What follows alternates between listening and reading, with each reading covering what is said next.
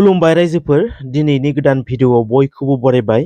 दासिमनि माखासे गोनां खौरांफोर लानानै फैदों नोंथांमोना भिडिअखौ जोबजासिम नायलांदो आरो चेनेलाव गोदानै फैदोंब्ला अननानै साबस्क्राइब खालामनानै बेल आइकनखौबो अल आव होनानै लादो आरो भिडिअखौ लाइक मोनसे होदो आरो हायोब्ला लोगोफोरनोबो शेयार खालामनानै होदो। अब्ला दिनैनि सेथि आपडेट होनो आखायाव लादों नोंथांमोननो लागै बाक्सा जिल्लानि मुंख्लं नखरफोरा मोननो गोनांखौ मोननो थाखाय दाबि खालामदों। सरकारा खोथा होदोंमोन मोनफ्रोमबो मुंख्लं नखरफोरनो 5 लाख रां होनायनि, नाथाय बिटिआर रेकर्ड जानाया 4 बोसोर जाबाय। दिनै बाक्सा जिल्लानि बड'लेण्ड सोमावसारनायाव जिउ खोमानांनाय नखरफोरखौ माबे नोजोरजों नायदों? मख'नो गोनांदि बाक्सा जिल्लायाव 1010 मुंख्लं नखरफोर दङ जायफोरा 5 लाख अनसुंथाइखौ दासिमबो मोनाखै। बावैसो सिगां 200 नखरफोरनि लिस्ट ओंखारदोंमोन। बे 200 नखरफोरनि लिस्टआवबो मात्र 3 नखरनिल' लिस्ट फैदों होनना मिथिनो मोन्दों। मख'नो गोनांदि बिटिआरनि अनगायैबो सनितपुर बिश्वनाथ आउट अफ बिटिआरआवबो गोबां मुंख्लं नखरफोर दङ जाय नखरफोरा दासिमबो मोननो हायाखै। जुदि खनसे लिस्ट ओंखारनायाव 200 नखरनिल' लिस्ट ओंखारोब्ला गासैबो मुंख्लं नखरफोरनो होजोबनो बेसेबां सम एबा बेसेबां बोसोर नांगोन? फेब्रुवारि दाननि गेजेराव मोननो गोनांखौ मोनाब्ला सिगाङाव जेरै मदद होबोदोंमोन, थुलुंगा होबोदोंमोन, बियो गोमागोन आरो गुबुन राहा लानाय जागोन होननानै फोरमायदों बाक्सा जिल्ला मुंख्लं नखरारि आफादा। 2024 मायथाइनि ल'कसभा बिसायख'थिया खाथिनिफ्राय खाथि मोनफैगासिनो दङ, नाथाय रावबो पार्टिया दिनैसिम फोसावनानै होआखै 2024 मायथाइनि ल'कसभा बिसायख'थिनि UPPLनि बिजाथिया सोर जागोन, BPFनि बिजाथिया सोर जागोन, कंग्रेसनि बिजाथिया सोर जागोन। मिथिनाय बादिब्ला ल'कसभा बिसायख'थिया एप्रिलनि 16 खालाराव जागोन होनना ससियेल मिडियायाव गोसारदों, नाथाय बे गोसारनाया फिक्स जायाखै। जेब्ला बिसायख'थिनि खालारा फिक्स जागोन अब्लासो बिजाथिनि मुंखौ फोसावगोन होनना फोरमायदों UPPL हानजानिफ्राय राजु नार्जारिया। थांनाय बावैसो सान सिगां ससियेल मिडियानि गेजेरजों बर' गुदि फरायसालिनि लेखानि माखासे गोरोन्थिनि सायाव बर' थुनलाइ आफाद आरो फरायसा आफादखौ सोंखारिदोंमोन। बर' गुदि फोरोंगिरि गौथुमनि लेङाइ आफादगिरि बिमल मोसाहारिया बर' थुनलाइ आफादनि खावलायनाय बायदियैनो निमाहा बिबाय बिथां बिमल मोसाहारिया। गासै 180निबो बांसिन XNDB लोगोसे माखासे एबसुनि बारग' दैदेनगिरिफोरा BPF दोलोआव हाबफैदों होनना मिथिनो मोन्दों। चिरां जिल्लानि बामोनगावआव BPF दोलोनि दैदेनगिरि जिसुया सुमफ्रामारिनि दैदेननायाव जयनिं प्रग्राम जानानै थाङो। बेयावनो 180निबो बांसिन सोद्रोमाफोर XNDBनिफ्राय लोगोसेनो एबसुनि बारग' दैदेनगिरिफोराबो BPFआव हाबफैदों होननानै फोरमायदों जिसुया सुमफ्रामारिया। सनितपुर आरो बिश्वनाथ जिल्लानि बिटिआरआव गोदानै सोसनजानाय गामिफोरा बबे गामिफोरा कन्टिगुवास जागोन आरो बबे गामिफोरा BKWACआव हाबगोन, बिनि सायाव रायजोआ गोबां समाव सावरायनायखौ नुनो मोन्दों आरो रायजोआव कन्टिगुवास जागोन ना जाया बे मोनसे सोंलुखौ लानानै दाउट जानायनि सायाव मिरु एबसुनि आफादगिरिया मा बुंदों फै जों दसे खोनासंनि। बिनि उनाव आरोबाव गोनांथार मिथिनांगौ खौरां दंबावो, बे भिडिअ क्लिपखौ नायग्रोदो। रायजो राजानि गेजेराव रायलायनाया सोलियो जे बबे हाबगोन बबे हाबा। सनितपुर जिल्लानि सानजाहा,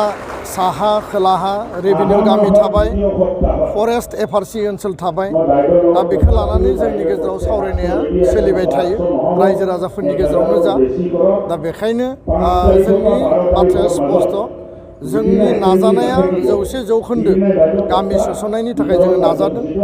आरो सरकारनि लेभेलाव, बाउन्डारि कमिसन लेभेलाव आरो लोगोसेनो जि आसाम केबिनेटनि एप्रुभेल नांगौ, राज्यपालनि नटिफिकेसननि गेजेरजों मोनसे आयेननि मर्यादा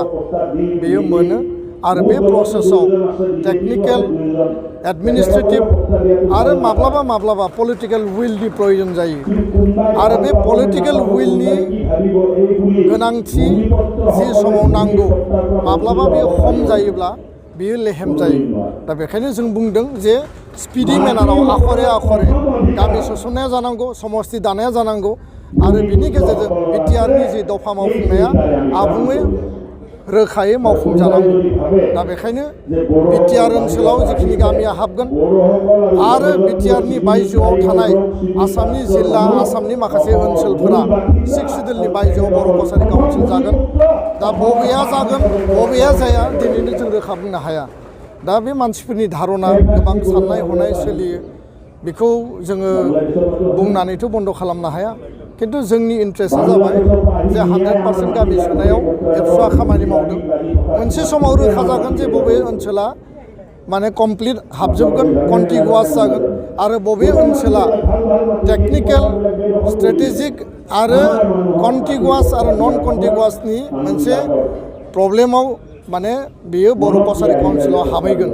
बे मोनसे समावसो बेखौ रोखायै बुंनो हागोन एक्स एनडिबिनि केसफोरखौ रायजोनि चिफ मिनिस्टारफोरजों रायज्लायनानै उइथड्र खालामनो होदों हिमन्त बिश्व शर्माया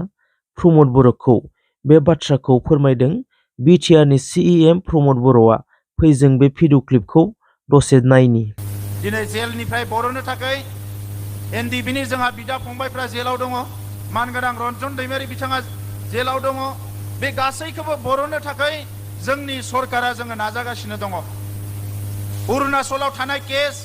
मेघालयआव थानाय केस नागालेण्डआव थानाय केस बे केसफोरखौ उइथड्र खालामनो थाखाय जोंनि chief minister doctor Himanta Biswa Sharma बिथाङा बै रायजोनि चिफ मिनिस्टारफोरजों रायलायनो थाखाय दाख्लै आंखौनो बुंदों जे थांनानै रायलायनानै केसफोरखौ उइथड्र खालामनांगोन नाथाय ओरैबायदि बै समनि थासारिमोन बबेयाव मा दोङो बेखौ बुथुमनायावनो गोबां सम लाबाय दिनै मुंख्लंफोरनि नामफोरखौबो सोरहाबा केस गैया सोरहाबा पस्टमर्टम रिपर्ट गैया बेसेबांबा बुरजा सम लाबाय नाथाय दिनै बे हिरेन नाथ बिथाङा जोबोद सिनसियार मानसि आरो जोबोद अनसुला मानसि दा बे हिसाबै बिथाङा बे खामानिखौ धैर्य सहकारे मावै मोनसे लेभेलाव फैबाय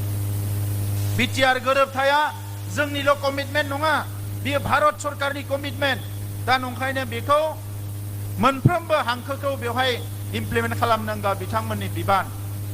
दिनै बर' कसारि काउन्सिलनि समस्ति जानांगौ इलेक्सन जानांगौ बेवहाय नांगौ बायदि फान्ड मोननांगौ बे गासैखौबो लानानै एबसु UPPL बर' कसारि काउन्सिल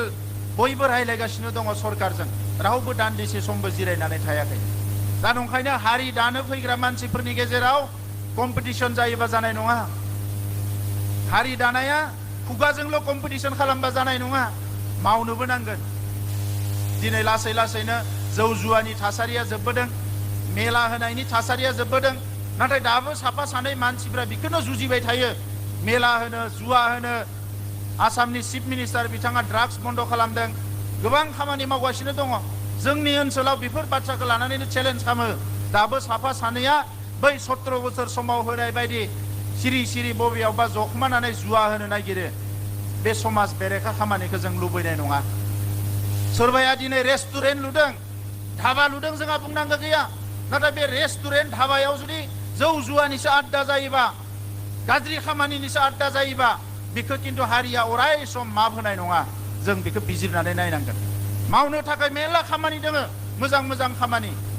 जोङो माबा मोनसे गाज्रि थाखाखौथ' मोनगोन नाथाय बिनिफ्राय हारिया खहा जायोबा जोंनि जेनेरेशना खहा जायोबा बेबायदि खामानिखौ मावनायनि कुनु गोनांथि गैया दा नंखायनो रायजोफोर जोंनि दानि मिशना जाबाय गेरेमसा बर' माहारि